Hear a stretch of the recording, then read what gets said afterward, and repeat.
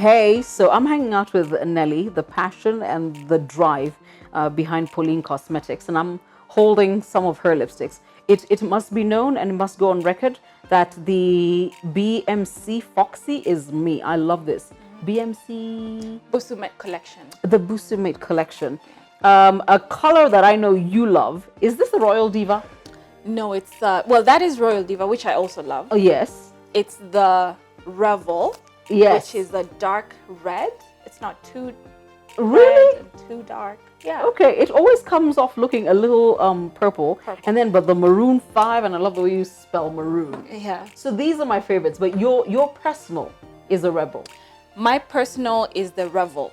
Yes. In terms of lipsticks. for you. My second favorite would be the Royal Diva. That Really? that purplish, Yes. darkish. I've noticed, by the way, if you check out her YouTube channel, you can see she wears it like, I couldn't advertise it enough. However, you sent me 2 compacts. Fell in love completely with one of them. And you actually have a very good eye to figure out what somebody should wear. But one of 2 very exciting stories you're going to tell me. You can't seem to sell the right tone to Kenyans. Yes. So there's something going on. I don't know where this is coming from. I can guess where it's coming from.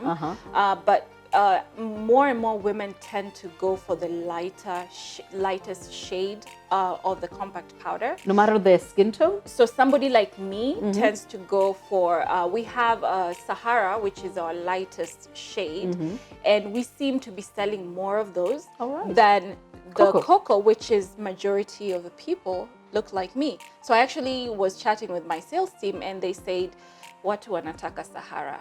So it's interesting. I'm yet to really understand what that is all about. But if you've got a shade that's not yours, don't you end up looking like you're being cut off at the neck? I think there's all this trends and, Instagram and all that kind of stuff. And maybe people are not thinking through that very well. And how also other people are looking at them. Because I have met people and I'm like, oh, hi.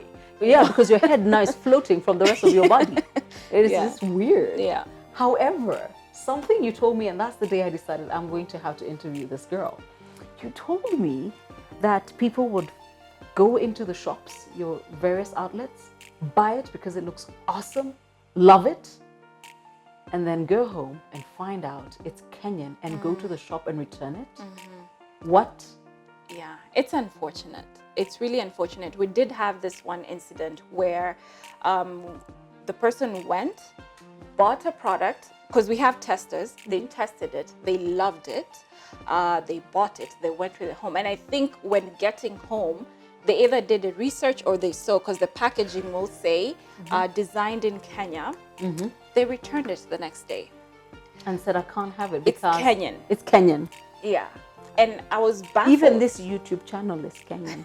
Sugar is Kenyan. Yes, by the way, what's the problem? So I don't know, and I really don't understand where that's coming from. And I think I'm very grateful when you did the It's Kenyan series. I think we need as a people to start embracing our own brands. And our brands are awesome.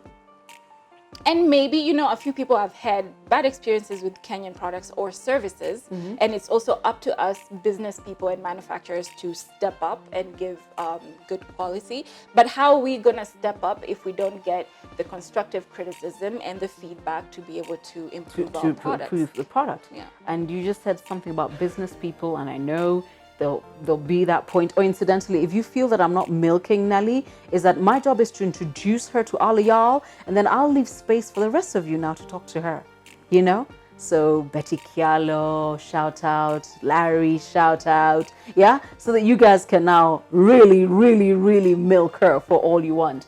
But tell me about the retail horror. Because I hear this so often. I'm like, okay, we need an online portal, we pay, we do what. In fact, I know you sit on Jumia because I did give them your feedback.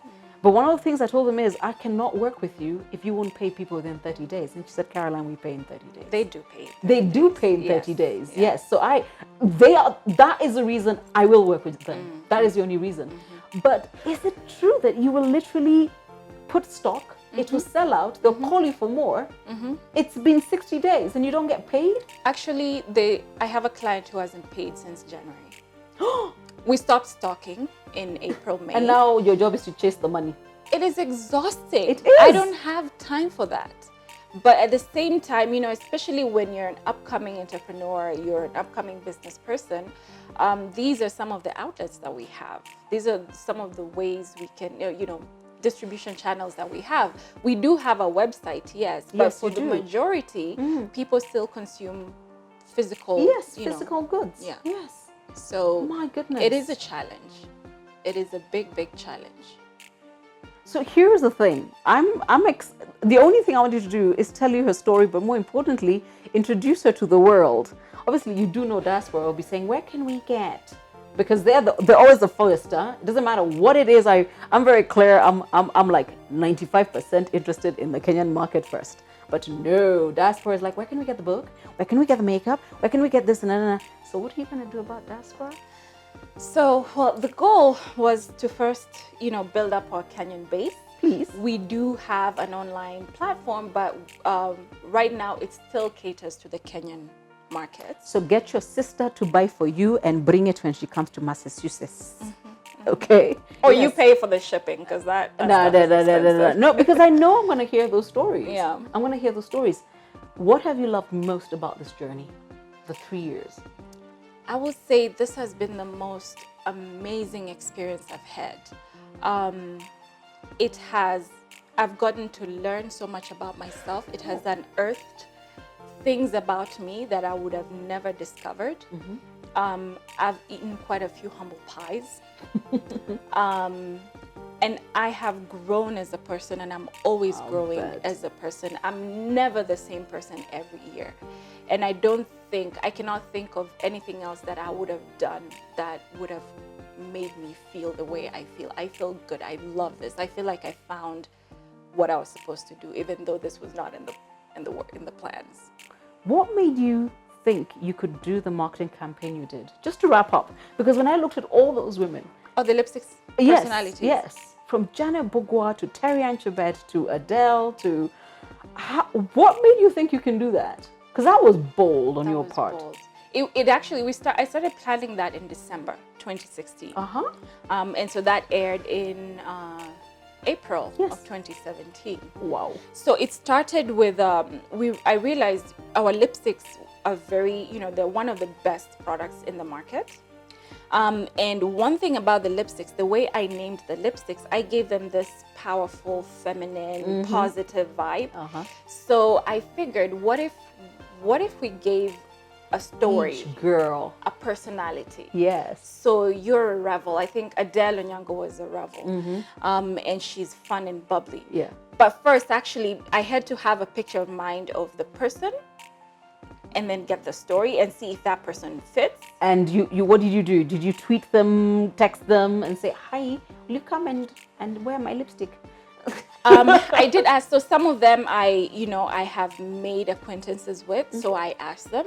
And actually the first person I talked to was Olive Gashara. She loved the idea, and she was the one who suggested that we feature this on the May issue. Yes. So I was like, Olive, I can't pay. She was like, don't worry. So I reached out to a few people. Some people said no. And then Olive also helped me with some of her contacts. Yes. And now the works was in getting everybody synchronized with shoots and you know, studio time and makeup artists. But I'm very, very grateful. Everybody just, I don't know, they just awesome. Came out incredibly. Nobody was late. People showed up. I'm like, let's do this. Let's do that. And I guess they loved the concept, and yeah, it was amazing. It was beautiful. Thank and you. You've done exceptionally well. Thank you. But you know, for a girl who was raised around cows, if you'd gone into cheese production, butter, milk, yogurt, it would make sense. Again, it came out of, it wasn't in the plans. It wasn't in the plan. No, I was supposed to be nurse practitioner, probably in Houston, Texas, somewhere. But given what is happening in Houston, aren't we happy you're here? Yeah. Aren't we happy you're here? Absolutely. So go and find her. It's paulinecosmetics.com. It's awesome and it's Kenyan. Thank you for watching.